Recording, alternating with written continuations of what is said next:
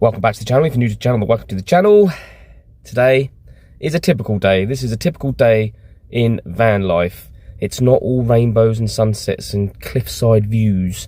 It is pretty mundane a lot of the time.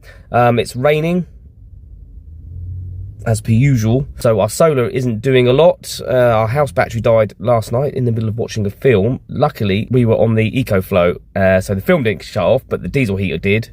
And made a horrible smell, which is not good for the diesel heater. I wasn't keeping an eye on it, must keep an eye on that. Been too complacent with the summer, obviously. Now we're going into winter, it's not as good. So I'm out and about, but just been to Timmy's to charge up the EcoFlow. I've still got the all powers. I'm at the gym now, so I'm going to go in and have a workout, shower and all that good stuff. Not that I can't have a shower in the van, I can. But if you've got a gym membership, why not? Good idea to have a gym membership if you're van life in it. And there is plug sockets in the change rooms in here, so I might be sneaky and take in the all powers a bit later and see if I can get some charge on that as well. Jobs to do in the van, of course. One of which I need to move my solar MPPT controller. So I've got some connectors and stuff. It wasn't put in the right place in the first time. I'll explain when I see you in there.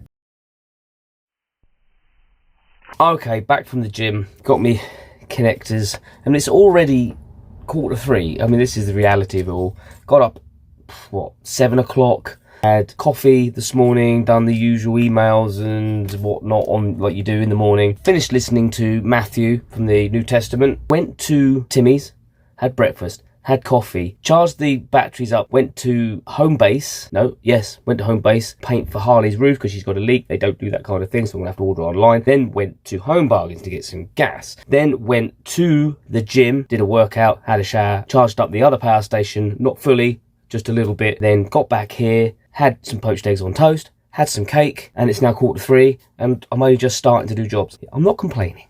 Don't get me wrong, I'm not complaining. Right, anyway, little tip for you. If you're doing these are solar connectors. I need 2 of these because I'm going to move the controller. I'll show you in a minute. Move the controller out the cupboard, which it shouldn't have gone in the first place, but I'll explain that again in a minute. Make sure if you buy these, the same guy did this to me. He tried to do it for the second time. The first time I bought these, he only gave me 1 of these. Now this one I would call the male, and it's slightly smaller than what I would call the female. Okay, that's the male, that's the female, and they go in together like that. He only gave me the female end, and he did this last time, and then when I went to do the Harley solar, I didn't have the male part, so we had to go off and buy some more. Luckily they're only cheap, £2, I think it was £2.30 I think it is for these 2 connectors. But make sure if you buy them you get both inserts. Pain in the bum. But now the guy knows. The guy in City Plumbing, where I bought them, and where we bought the solar panel, knows. But if you buy them in a pack like this one, they actually come in. It comes in there. You can see them both in there. Top tip.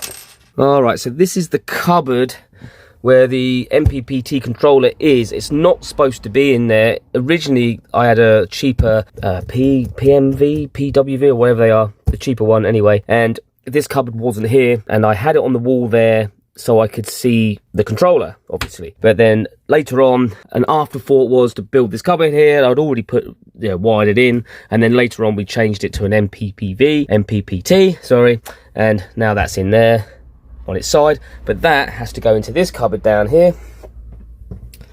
So it's going to be moved from there into the electric cupboard, which makes sense because that's the electric cupboard, and it's going to have to go on there, which means that net's going to have to come out, and we're going to put that net in the back there so Tracy can put her books in there without them falling over when you're driving. And I've got some more nets there.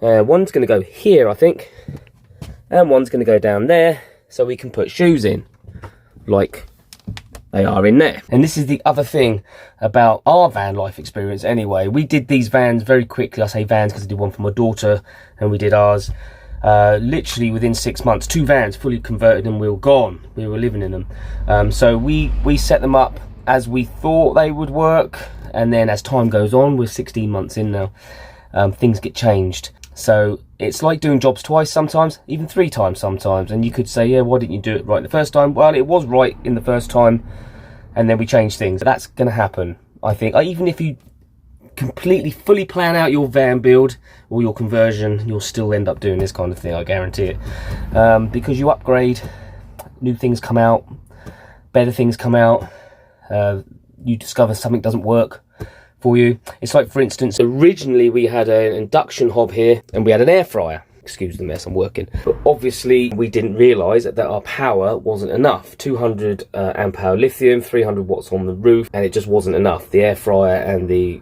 induction hob would just juice it all away. We didn't even have an EcoFlow at the time. And Mrs. H actually broke the induction hob because she dropped something on it and smashed it. Now we are upgrading our power because now we have what we're carrying about 300.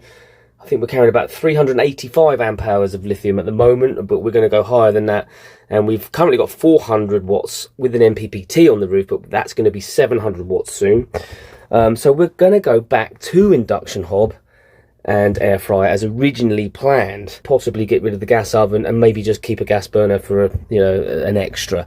So what I'm doing is I'm going to put these nets in first because it's now 3 o'clock in the afternoon. We're getting a little bit of solar in, not much. But I want to take advantage of it as much as possible so that we get as much power as possible. Power is always an issue, especially in the winter. Summer, not so much. But this time of year, now it's raining and cloudy and all of that. Yeah, power is a thing.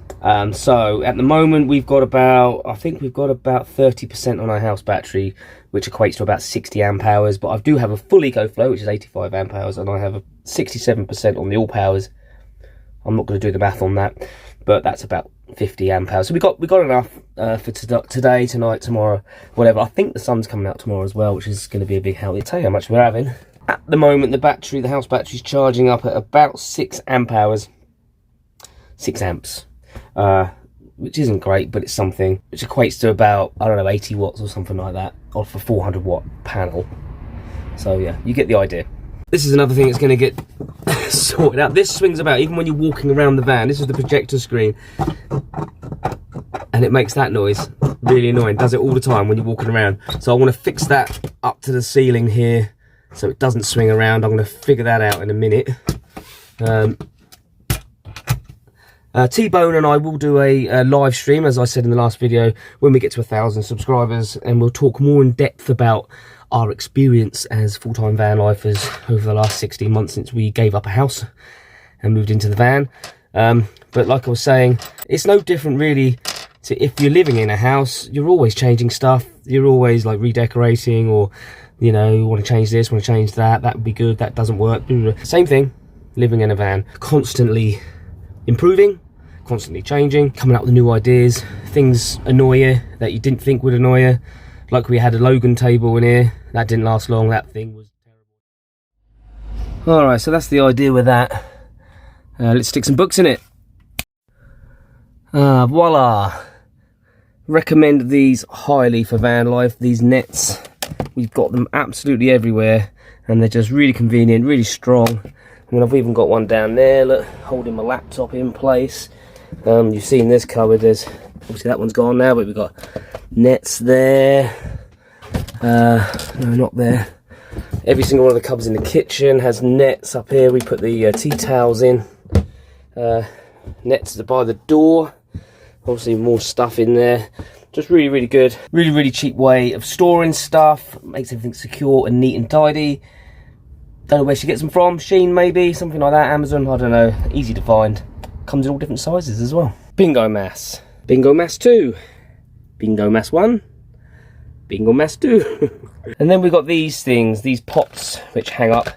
We used to have one hung up by the door over there, but it's on show and it used to drive Mrs. H nuts because it's like a bit like a junk drawer, but junk pots, so everything gets thrown in, like screwdrivers and bits of this and pens and whatever. So they're going to go in here.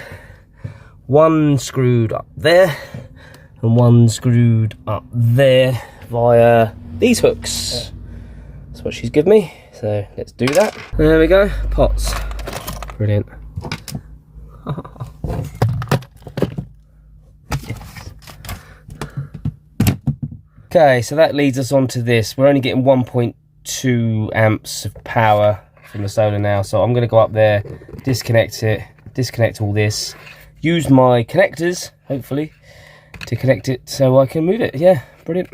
And just as I was going to get on the roof, starts peeing down with rain, doesn't it? Van life is not all that glamorous this time of year, and it only gets worse and gets darker and darker, so Sometimes it's hard to keep your spirits up, but I'm not complaining. Okay, problem I've got is I can't get to the connectors on the roof. I need a ladder, because I did it with a ladder when I put the panel up there. Even though I can climb onto my roof, they're on a bit which I can't get to. It is peeing down with rain. But, so what I'm going to do is I'm going to wait until it gets dark. Then there won't be any power coming in through the panel anyway. And it's very minimal at the moment, but I don't want to electrocute myself, you know, or blow anything up. So if I wait till it's dark, then we'll be fine. Okay, controller out. Nice big cupboard, needs painting though. But we'll put some stuff in there. No more squeaky business from this.